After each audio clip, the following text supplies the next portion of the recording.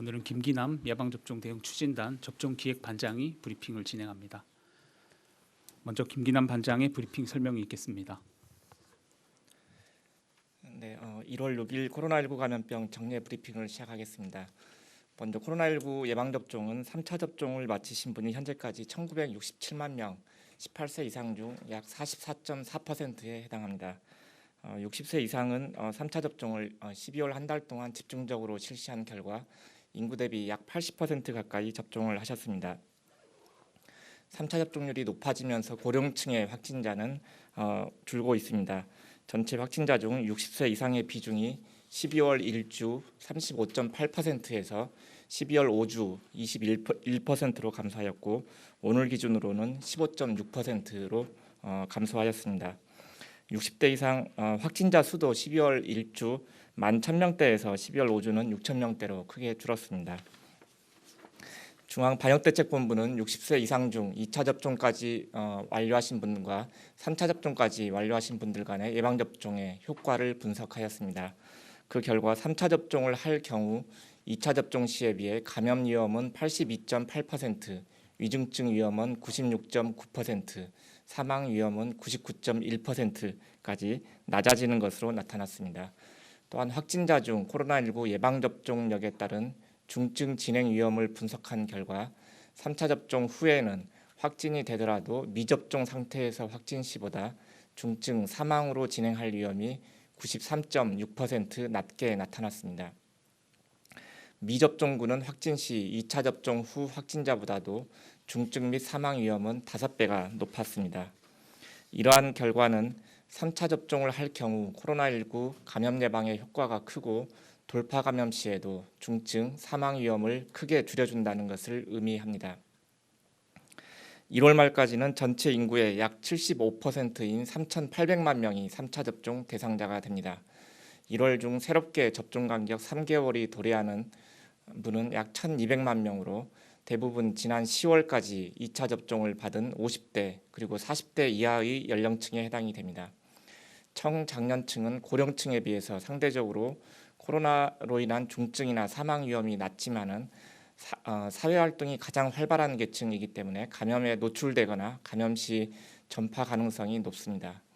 또한 전파력이 높은 오미크론 변이가 우세종이 될 경우 단기간에 확진자가 급격히 증가할 수 있고 이는 고위험군의 감염과 사회 전체의 중증 위험도를 높이는 결과로 이어질 수 있습니다. 18세에서 59세까지 연령층의 경우 2차 접종 후에 3개월이 지났으면 면역 효과를 높이기 위해 빠르게 3차 접종이 필요합니다. 3차 접종 대상은 사전 예약 누리집에서 예약하시고 가까운 의료기관에서 접종해 주시기 바랍니다.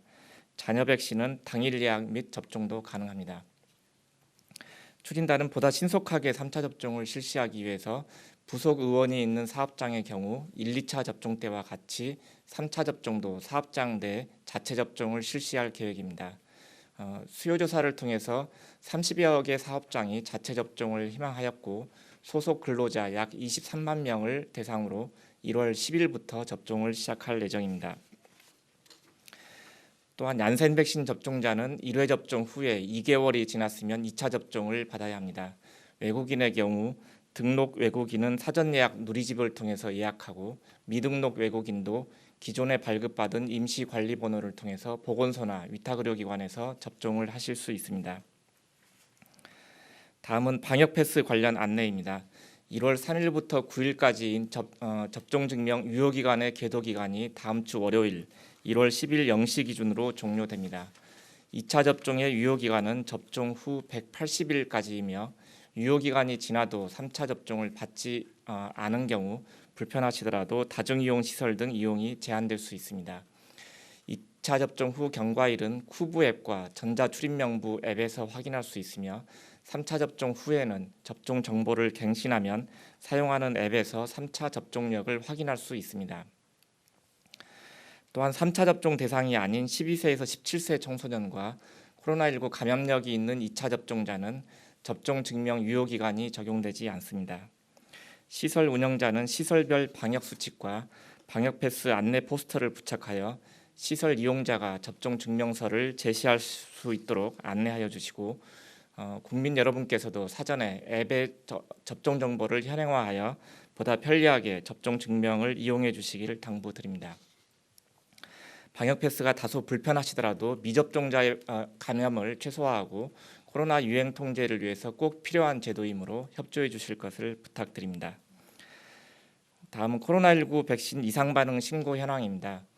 현재까지 예방접종은 누적으로 1억 385만 건이 이루어졌습니다. 이 중 이상 반응은 41만 8,747건이 신고되어 신고율은 0.4%를 보이고 있습니다.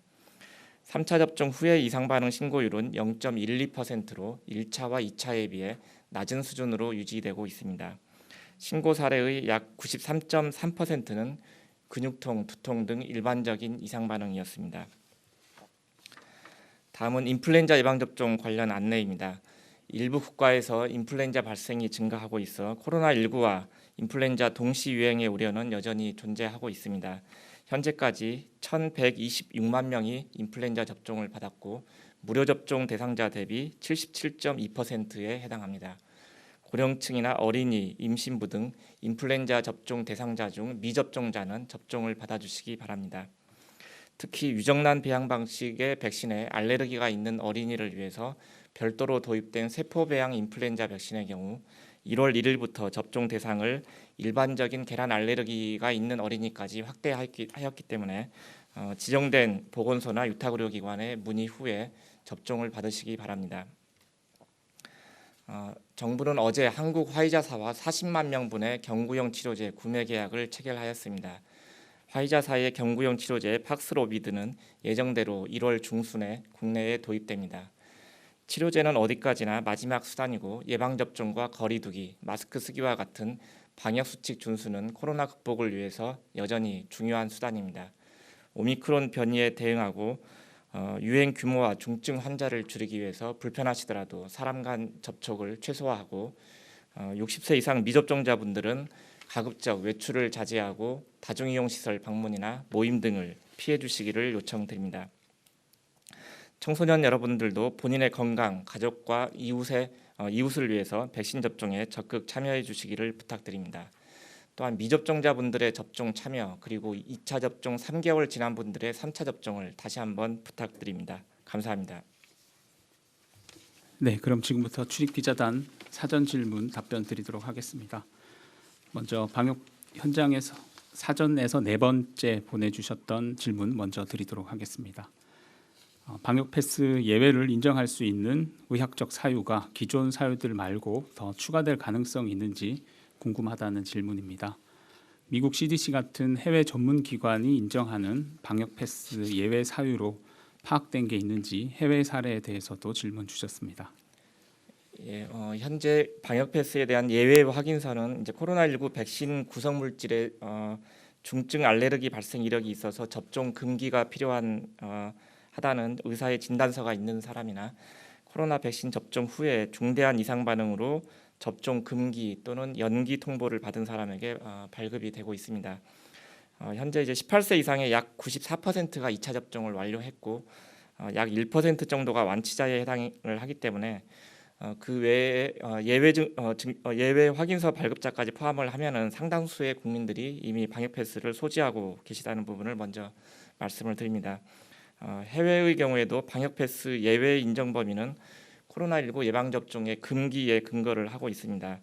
호주나 캐나다의 경우 코로나19 백신 접종 후에 이상 반응, 중증 이상 반응이나 또는 면역 억제제 투여 중인 경우에 방역 패스에 예외를 인정을 하고 있습니다. 이러한 그 예외 인정을 확대하는 부분에 대해서는 미접종자를 보호하고 접종 완료자 중심의 일상 회복을 지원하기 위한 방역 패스 제도의 도입 취지를 고려해서 신중하게 검토를 하고 있고 현재 내부 검토 단계에 있다는 말씀을 드립니다.